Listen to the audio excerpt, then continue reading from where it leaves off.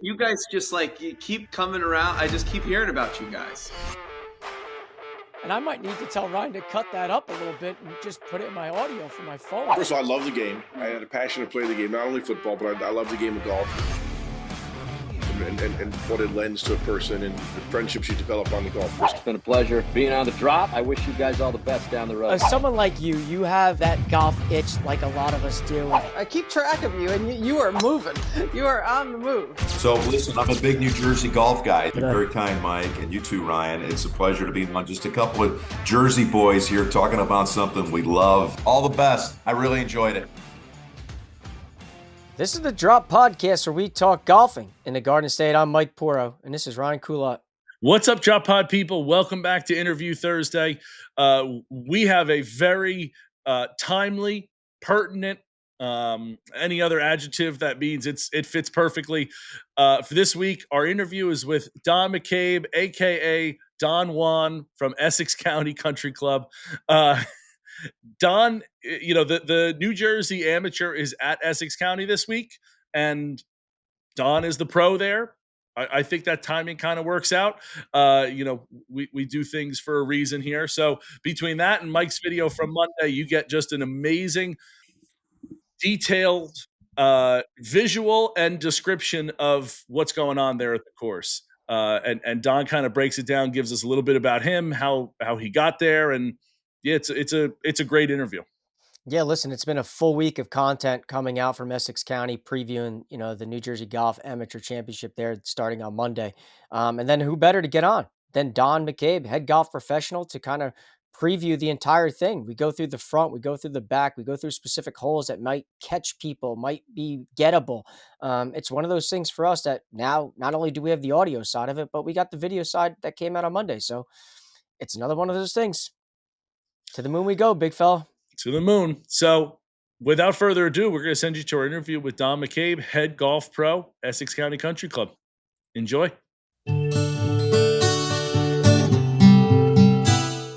All right, so today we're joined by Don McCabe, head golf professional at Essex County Country Club, New Jersey's oldest country club and host of next week's New Jersey Golf's Amateur Championship. Don, thank you so much for coming on today's show. Of course. Thanks, guys. Great to be here with you. Yeah, Don, excited for this. Mike was able to get out, and I've just been living vicariously through him the last week or so, 2 weeks, and excited to hear about it. Yeah, it was good. It was a good one. Yeah. So let's kind of get into this. Before we get deep into the golf course itself and the history there, why don't you educate the audience a little bit about you, how you got into the game, how you went from where you were to now one of the, top golf clubs here in New Jersey. Why don't you give us your story? Sure. Yeah. So, I'm a Jersey boy. I grew up out in Bedminster. So, kind of from day one, I was just surrounded by some great golf. But believe it or not, listen, growing up as an early 90s baby, Yankees were in their heyday. Growing up, I legitimately thought I was going to play for the Yankees one day. Couldn't stop playing baseball. I was obsessed with it. And really didn't play that much golf as a kid. Luckily my dad introduced me to the game at a pretty young age. But we didn't belong to a private country club. We just played, public golf courses here in Somerset County and in New Jersey, and slowly kind of got more involved with the game of golf in New Jersey, whether it was New Jersey PGA Junior Tour or trying to play in some state New Jersey golf stuff. That's kind of just how I got my start, and just slowly started to you could see golf just started to kind of take over versus over baseball. And what better state in the country really to get really into golf, other than New Jersey. I can only really think of a couple. So fortunate from that regard. And given that I got a little bit of a late start in kind of becoming a serious golfer, I played in some, as I mentioned, New Jersey PGA Junior Tour stuff, and I had never really played private country club golf. So having the opportunity to come, I played in a couple events here at Essex County, I remember there being some events at Crestmont and some other courses throughout New Jersey, and just having the opportunity to go play those courses, I was mind blown. Obviously there are a lot of great public golf courses in New Jersey, but let's call a spade a spade. Sometimes the greens aren't as fast, and conditions in certain places may not be as good. So the opportunity to come to these great private clubs, I was mind blown, and that's kind of where I really started to say, hey, let's try and play. Let's try and maybe make a career out of this, and that led me to Penn State. Went to Penn State golf management program there. Had an amazing time, 4 great years, but even better, it allowed me to work at some really great places on internships or out of college, and really just make some great connections in the industry. So, fortunate from that respect that my parents really supported me from day one. They could have easily said, "Nah, you don't want to be a golf pro, and you're going to work weekends and holidays." But luckily, they saw that that passion in me for the game of golf, and really just allowed me to continue to work at it, and here I am somehow. Where was the home course growing up? Somerset County. I played a lot at Neshannock. It was a little bit of a drive for us, but they had a really nice practice facility. Caddied a lot, kind of had to earn my money for those range balls down at Neshannock, and kind of had to be smart about how I used them, because you pay, as a kid, you're paying $10-15 for a bucket of 100 golf balls, and I had to make that last for 3 or 4 hours so I could get some practice in. So it was fun. I had to get a little creative with how I practiced. What led you to come to Essex County, transitioning from, correct me if I'm wrong, you're up down in Baltimore, Baltimore Country Club, if I'm correct with my research, coming up to back home. Obviously, after experiencing what Essex County was like and seeing the entire piece of property and meeting some of your members, it's obvious why, but really, what was the draw for someone like you already kind of established in Baltimore? Yeah, it was a tough decision for me. Obviously going down to Baltimore, an amazing club, amazing place, and was really just fortunate to be down there for the time that I was. Being from New Jersey, having played junior golf here at Essex County, and knowing the club, and having worked at Plainfield for 5 years, knowing really what Essex County is all about. When the opportunity kind of arose for this to become reality, for me, again, it was kind of a dream come true. Coming back to New Jersey, an area that we know so well and have family and friends up here, but not to mention, again, an incredible golf course, a really, really special place, and I'm lucky that I've played it since I was a kid. I'm luckily on a couple of occasions, and just it just seemed too good to be true for me, and luckily things work out the way they do, and just so fortunate to be here. What year is this for you at Essex? I started in March. Just got hired, so super new. It's been a fun spring for us. Getting everything up and running. It's been a little rough with the rain, but we've gotten through that just fine. So you came in March. That's basically the beginning of the season. It's not like you had a whole winter to order your stuff and do all that. How is that transition for you been? Did you keep the whole staff that was there? How's that been for you? Yeah. So luckily I'm really fortunate. We kept on, 3 really great assistants. Our director of instruction has been here for like 15 years. I don't know the exact number. He's been here forever. And we've got a great outside services manager. Between the 5 of them, I really had a great core of guys that are coming back, that know the membership, that understand really what needs to be done. And for me, they were so helpful to me in helping me get up to speed as quickly as I could. And then fortunate to find 2 other great young assistants to join us to round out our team. So it's been hectic. Again, you mentioned getting orders in and doing all that stuff in March. It was crazy. You're staying up until 1 o'clock in the morning trying to figure out what you're going to do here and how you're going to get this stuff in. But you get through it, and we're very proud of proud of the job we've done so far. So. Nice. When it comes to like the history of that place, obviously, it being the oldest country club here in New Jersey, and if my math is correct, it's in the top 10 in the United States. Was that something that you were educated on, or did you already know that prior to coming back up to New Jersey to a special spot like yours? Because you hear the stories, you read the names of members, you see what the golf course transformation wise has gone from to what it is today. How well versed on that were you? Pretty well versed. I mean, listen, I didn't know all of the head pros that were here, but the big ones: Alex Finley, who's obviously a historic name, Jim Barnes, guys like that. And then the architects, right? You have Tillinghast, Seth Rayner, Banks, Gil Hance. They've all had such a big part in making the golf course what it is today. You're aware of that stuff.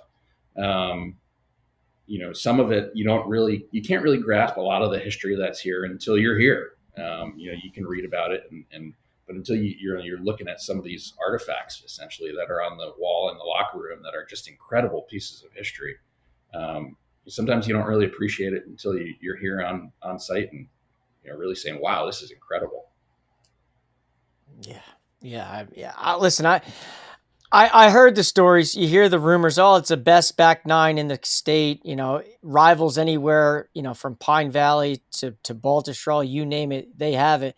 So obviously, that was one of the big things for me when getting up there. Is like, let me see what this golf course has, right? Because the history is there. And being able to play with Mike and have him kind of educate me on the history about really what hole this was or where this is or where, he was even sending me pictures of what 18's tee shot used to be like compared to what it is today. Yeah. Like that whole transformation of the golf course is unbelievable. And you start to name the names that you did who had a hand in their little piece to that property. It is truly remarkable because sometimes you hear sometimes it's just Gil doing the work. Sometimes, it's Rayner had kind of done this and then other people have touched it. But you legitimately have 4 of the top, probably 4 to 5 even at that point, of architects putting their fingers and their touches on that course. Yeah, I think that's the really cool part. Holes 1 through 6. Gil adjusted 1 a little bit, but essentially holes 1 through 6 and number 9 are Tillinghast golf holes. And then the rest was really Seth Rayner and essentially, Charles Banks when Rayner passed. But you get this really cool, just kind of mixture of golf architecture. The front 9, as you know, Mike, it does feel a lot different. It plays a little bit different. There are some really hard holes, but they kind of sneak up on you. Whereas the back 9, they're hard, and you can tell from when you're standing on the tee box that they're going to be really hard golf holes. But it's a really interesting mix, as you said. It's a lot of fun, really.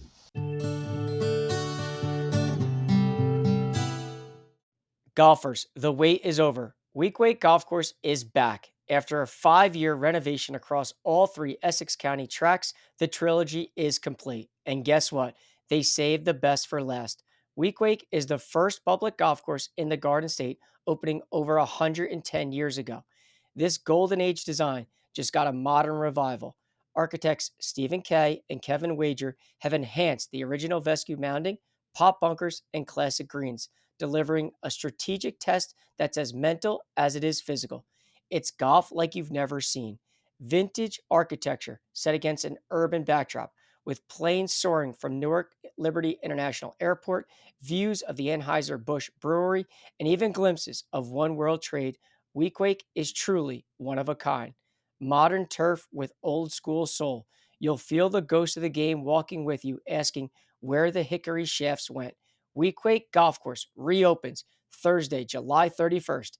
Be a part of the next chapter in Garden State golf. Mike stole all my history questions here, but that's that's the history guy. That's kind of, I was looking at it, and you go from having a course, and then does Tillinghast blow it up in, you got one that's built in 1895 or whatever it is. Does he come in, blow it up, and start over? So the club hired him to kind of build a new golf course, and that was in, I believe, 1916 or so. Okay. Ultimately, and the crazy part is, he came in, built this great golf course. In 1925, the club says, we want to bring in Seth Rayner to redesign the current golf course. But we also want him to build another 18-hole golf course, which is Francis Byrne down the hill. So at one time, we had 36 holes here. And if you've played Francis Byrne, not sure if you had, but another really fun, incredible golf course, has all the Rayner templates on there. And, you can kind of see how the two mesh together once you play them both. So we have played Byrne, and Mike, I think I'm going to speak for you and say it's your favorite public course in the state. Yeah, it's definitely up there. I'd say it's top 3, no question about it. And to your point, it did carry a lot of similarities to ECC and ECCC in terms of like even the scorecard ride that you would love. Every hole has a name on it. And I know that you're very big on that. It gives you kind of an idea of like what you're getting yourself into before you actually tee it up. So there are similarities in that respect. I just think it gives such an insight to what the architect was thinking. Where they name a hole, it kind of gives it opens a little bit of a window that we don't have at other places. So I do like that when it's on the scorecard. Yeah.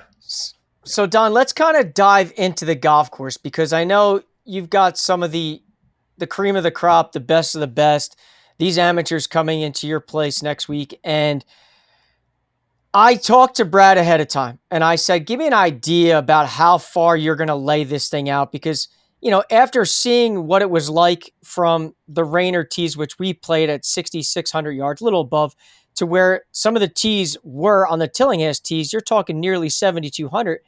I had said to him, like, where do you project the golf course being played out? And he mentioned to me somewhere in the 68 to 69. He said, we won't touch 72.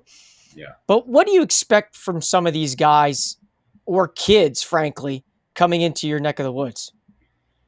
You never know. I think this spring was a really interesting kind of barometer for that. We had a state or a U.S. Open local qualifier out here in April, and I was really curious to see what kind of scores these guys would put up. It was early in the season, but I think +1 or +2 was what got in, and for something like that, I mean, that's a pretty high score for a local qualifier. I think it just shows the difficulty of the golf course, and they didn't have it set up super long. So coming in for these guys, if you don't know the golf course, I think you have to play really conservatively in certain respects, because Mike, again, as you saw out here, you can make some pretty big numbers on really the back nine, that closing stretch. You can get in some really bad spots with the deep bunkers, and you get on the wrong side of some of these greens, and you're lucky if you three putt, especially if they're quick. So, but again, you mentioned the length. I mean, listen, number 5 can get stretched all the way out to 481. We walk to the back box, kind of in the corner of the property. Awesome tee box. 7 stretches 6 to 641. I mean, that's a long par 5. 12, we saw the back box on 12, 490. That's into the wind. They can't play it back there because that's a tough carry to get to the fairway. And then 18, you guys made me, you stuck me on the back box on 18 into the wind. It's 495 to a really hard green. So uphill. And if you come up short, it rolls all the way back. Not saying that's happened to me before, but it happens to everybody. But it's just a really hard golf course. And if you place your tee shots correctly on certain holes, you can allow yourself to get to some of these hard pin locations, but either way, anything can happen on the back nine here. It's really, really, it's fun to watch, maybe not fun to be a part of sometimes. So let's start at the front. Let's go through the front nine here. And, obviously seeing it and getting to experience it, it is going to be interesting to watch from afar to see what these kids and these guys can do, because I like to vicariously live through them because of how good they are. When you think about the golf course from your seat and you're going through the front nine, I know the back nine gets all the talk. It's always about your back nine there, but it's not like the front nine is no slouch. Okay. Like after you get on that first tee shot, you kind of look at it. It's not an easy starting hole. I know the number may only say 395 from the back tees, and typically, you see the fairway bunker, you're like, all right, I'll lay short of it.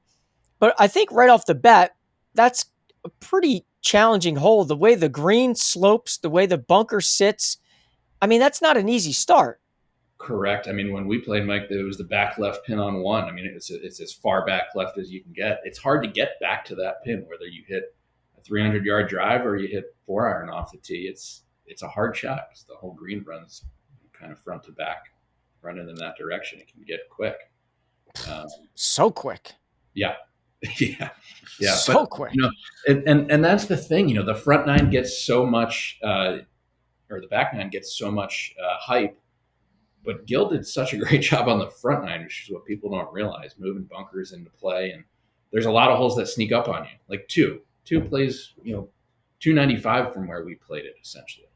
But if you get in the right rough and that green is so small, you can easily hit a shot into that green and it rolls off into a bunker and you're lucky to make a par.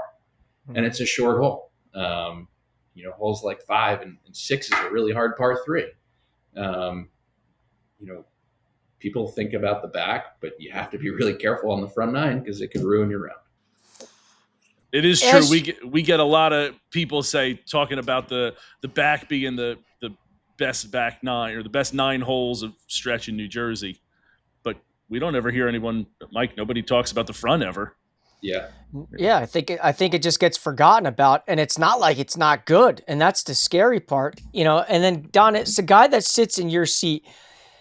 Give me a hole or two on the front nine that you could see either A, is people kind of getting one back or saying, hey, listen, I see this hole. I should be able to make birdie here to make up for a mistake. And then on the other side as well, a hole that may sneak up on somebody and be like, you know what? Don't take this for granted because you easily could walk away with a 6 or 7. Yeah. Yeah. I mean, I think your biggest birdie opportunity on the front is number 8. It's a rather, somewhat short par 5. But again, depending on where they put the tees, you have to be careful with some of these kids now that hit it, 7 miles off the tee. They might have to hit a 3-wood or a 5-wood off the tee, and that may leave them a little bit of a longer shot into the green on a par 5. But that is a good opportunity if you can get a drive down there and get your second shot up around the green. It's a good opportunity to kind of maybe recover if you've had a bad stretch on that front nine. Harder holes on the front. Again, I think 5 sneaks up on a lot of people because it's a long hole. A lot of times you're hitting a longer iron into that green. And if you haven't played here a lot, maybe a tip to some of these guys that haven't, that green runs hard front to back. So you're coming in with a longer iron and it's hard to hold. So you get a pin that's, not on the back of the green. I see a lot of guys in the back and, over the green in the rough, or there's some bunkers on the left just because it's hard to control shots into that green. That's one that can really sneak up on you. I feel like 4 is another one though that could do the same thing. 4, correct me if I'm wrong, 4 is the one that kind of goes back to the clubhouse, correct? So 3 comes up back to the clubhouse, and then 3 comes. Oh yeah, back. Okay, so it's 3. 3 is another one to me. I'm like, okay, yep. The bunkering is well done. The green is not easy. Yeah, I feel like 3 is another one that people. I know it's a rather long hole, but I feel like you could walk away with 5 there and be like, all right, I kind of won. I kind of feel like I won a little bit there. And again, you're right. It sneaks up on you, right? Because and when Gil redid renovated the golf course, he pushed a lot of the bunkers on that hole more into play off the tee. Yeah, so dude, 100%, 100%. Right, and it sneaks up on you. You look at it, say, it doesn't look like that hard of a hole. You put your ball in the bunker, and then it's a hard green. It's one of the harder greens on the golf course to read. You can make a big number. It's no slouch. Yeah. I do agree with you though. Number 8 being the hole that these kids can probably look at and say, you know what, I think I can get one back, and it's nice. They kind of have back-to-back par 5s. I know it's a constant, similar thing that these guys have done back in the day. And 7, I think to your point is a lot harder. I do. Whereas 8, if you can avoid the front right bunker, I think you have and you understand it where the creek comes across. Mm-hmm. These guys, I can't foresee them hitting it over the creek. I can't, No. But I could be wrong, I guess, there, depending where they put the tee. Yeah, if they put the tee up, maybe I could see it. But that's a pretty long carry. But yeah, you're right. 7 and 8, even 7 being as long as it is. Again, these kids hit it so far. If the tees aren't all the way back, it's probably reachable for some of them in 2. I mean, it's a 100-yard difference between 7 and 8, though, as far as whole holes go. Yeah, Yeah. If they put 7 all the way back, it's a hard hole.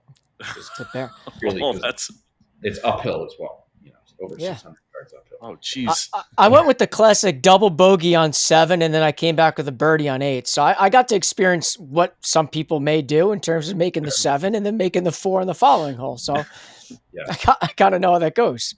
Yeah. And I think as you round out the front 9 too, 9's a fun par 3. I wouldn't go long on 9. It is, and we have the 2 different tee boxes on 9. So depending where they put it, there's kind of that lower box, and then there's an upper box, which I believe we played from, Mike. But it's a tiny green. You come up short, you're in a bunker that you've got to hit a bunker shot that goes 15 feet in the air just to get it up to the surface of the green. So it's tough. It's a hard, small little green. If it gets windy, I've played that hole into the wind, and it's 160 yards, and you're hitting a 6-iron. And you're lucky if it gets on the green. So it's tough. If it's windy, which it is a lot here, they're going to have a tough time. Do you think the tee boxes? What do you think is harder, the bottom box or the top box on 9? Bottom box by far. Yeah, me too. Yeah, I thought so too. You're hitting up. Yeah, that right box is a little bit easier. It's a little bit of a different angle as well. But that bottom box kind of makes the green really narrow and uphill. Throw in some wind, and it's hard. Yeah. Not a lot of room for error there. No, which is good. It's good. And it's a good championship test, right? Do you think that the front is your better opportunity to post a good score where these guys are going to go maybe 1, 2, 3 under on the front and then kind of hold on for dear life in the back and try to just go even? I think that's exactly right.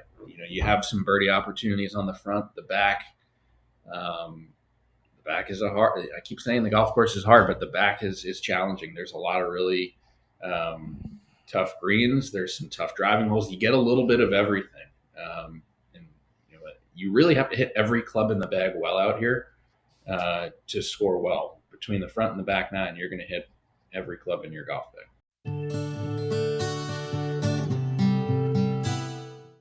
Tired of your sock drawer looking like a 1950s rerun? It's time to upgrade with Leverett US, the only sock you'll ever need. Whether you're grinding through 18 holes, hitting the pickleball court, or just on your feet all day, Leverett socks brings unmatched comfort, performance, and style. Made with 97% nylon and 3% spandex, they're loaded with features, moisture-wicking technology, odor-resistant fabric, durable construction, and a blister-proof design. Plus, they exfoliate as you walk, no joke. What really sets them apart? Color options. Tons of them. Holiday drops, seasonal looks, event-based designs, always fresh, always bold. And for pros, merchandisers, and business owners, Leverett offers fully custom socks. Your logo, your colors, your message. Heel to toe, even on the packaging. Perfect for pro shops, giveaways, or even boosting your brand. So step it up. Visit leverett.us or follow at LeverettUS on Instagram. And remember, your outfit's not complete without Leverett on your feet.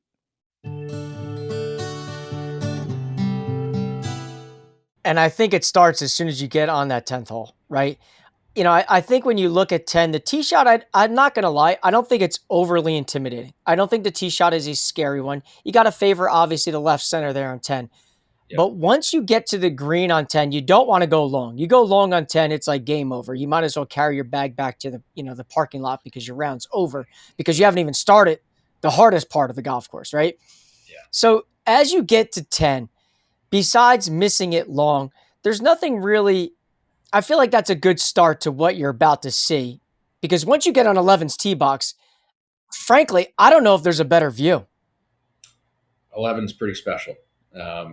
It's pretty special, but you're right. 10 kind of eases you into the back 9 a little bit. You got OB on the right on number 10. You don't want to mess with that, obviously, but there are harder holes on the back, but it's not an easy hole. But 11, you're right. Visually, one of the more pretty holes that I think I've ever really played in my life. And maybe I'm a little biased, but it's a good looking par 3. You're not biased because I'll tell you this.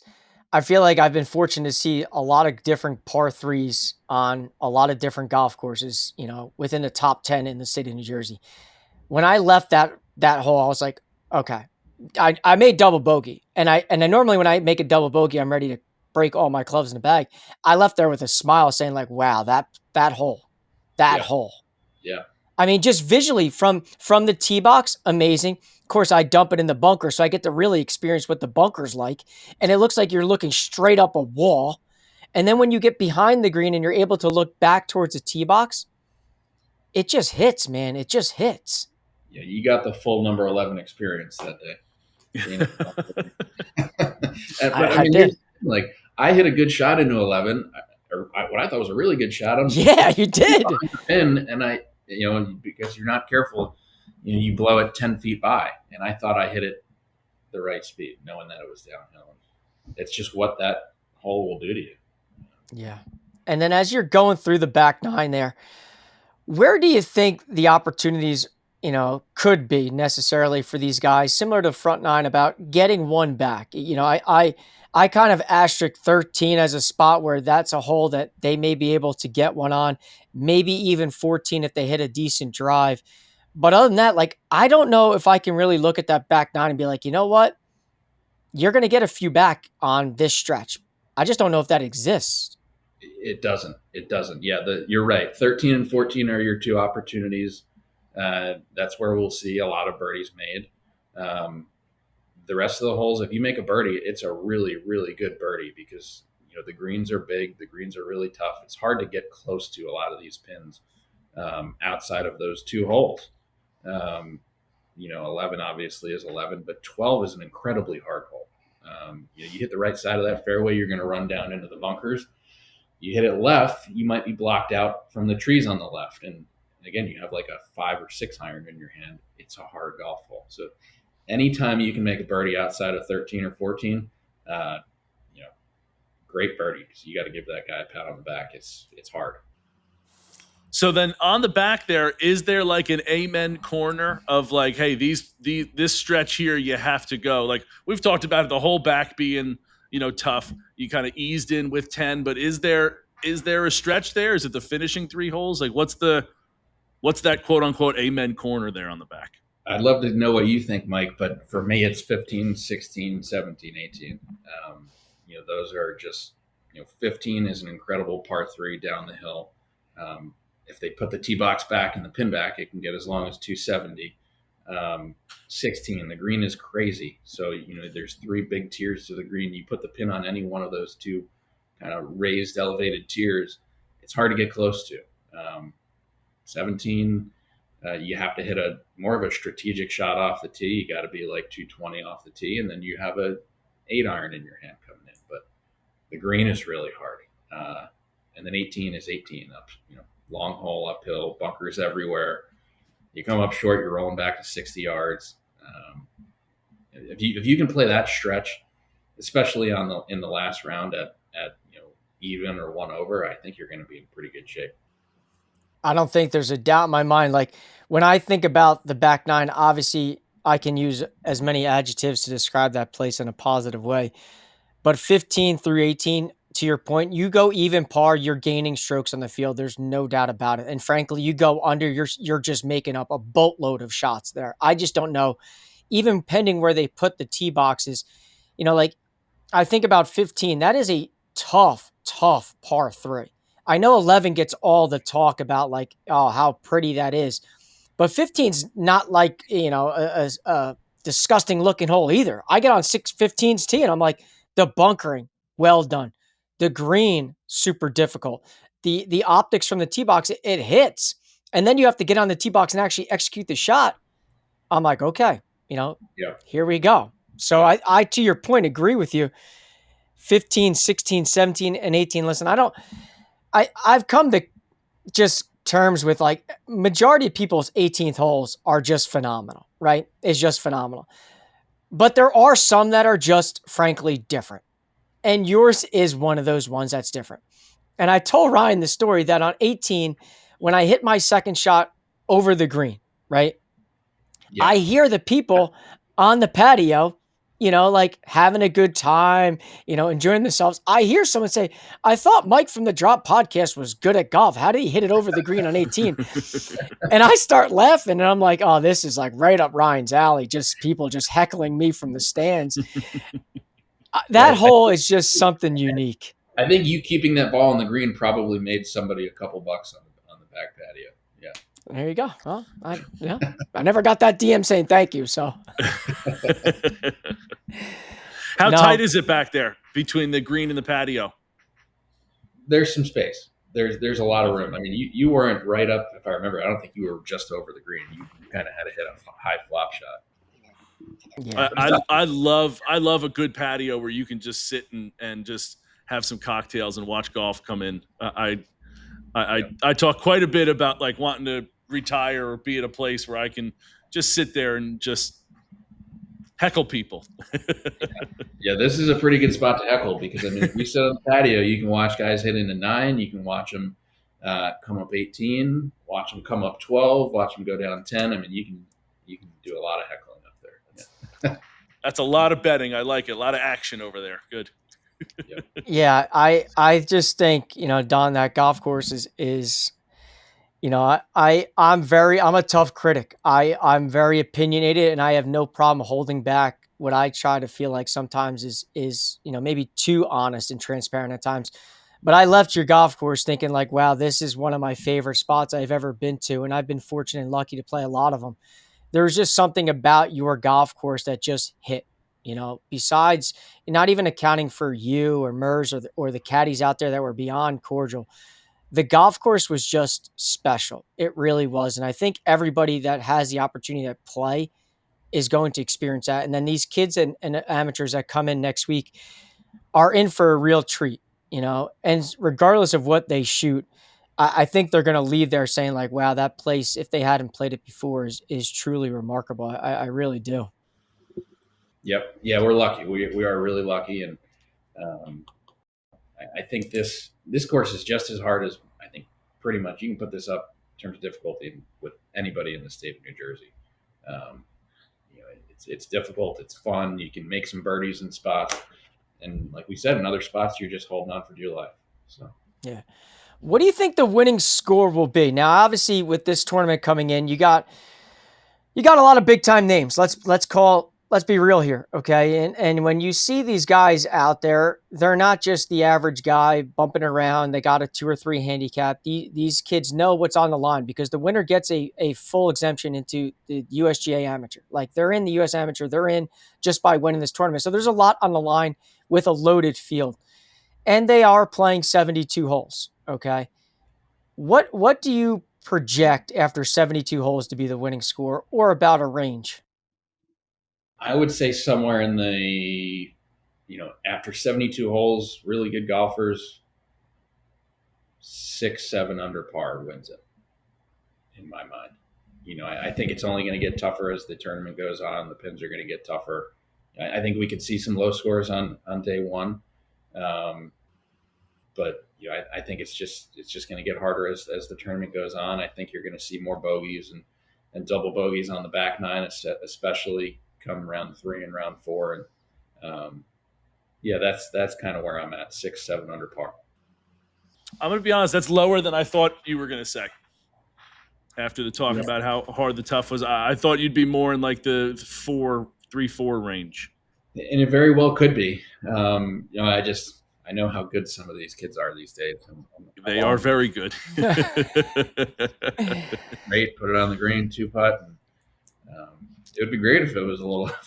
I know a lot of people here would be very pleased if it was a higher winning score, but who knows? That's what they like. Did they like the Oakmont-ish kind of carnage? That's what they want to see there. The membership. I think they liked it a little bit. Yeah, they were grinning a little bit. I think that's 6, 7 under's high. I don't think they're going to get that high. I think they're going to be somewhere in the 2 to 3 under range. I do think there's too many. There's too much golf course there for them to go that low, in my opinion. I think the ability for these guys at the at New Jersey Golf to stretch this out to be a little longer, pending what weather comes in, makes that golf course even harder. I think my projection, I'd say 3 under wins a tournament. I think if anybody gets a 6 or 7 or frankly 8, I'd be blown away and mind blown, and I'd have to talk to them about how they did it. To me, that seems high. If somebody gets there, I think they're going to be winning by 4 or 5 shots. Yeah, no doubt. Well, listen, I can't thank you enough for coming on today's show. You got a real special treat there at that golf course. I know, that you got to, pinch yourself when you drive up there every day and then get to work there on a daily basis and see that place. But I'm blown away. I truly am. Appreciate that. Yeah, I know there's a lot of people here that take great pride in this place, and they've made such an investment in making the golf course what it is and really embracing the history here. So it's a special place. Appreciate hearing that. Yeah, I kick myself for not being able to get up there, and I certainly will take you up on your offer to come up at some point. But yeah, it just sounds magical. It sounds like, just from how Mike talks about it, how people that we've talked to, it sounds like it's truly one of the special places here in New Jersey that is just exactly that, a special spot. So we're in for a real treat next week. Yeah, it should be fun. It's going to be an exciting event. So. Well, Don, thanks so much for joining us. Really appreciate it. Good luck out there, and hopefully you get some sleep during the week when they're there. Thanks, guys. I appreciate it. Great being with you. Hopefully we'll see you out here again soon.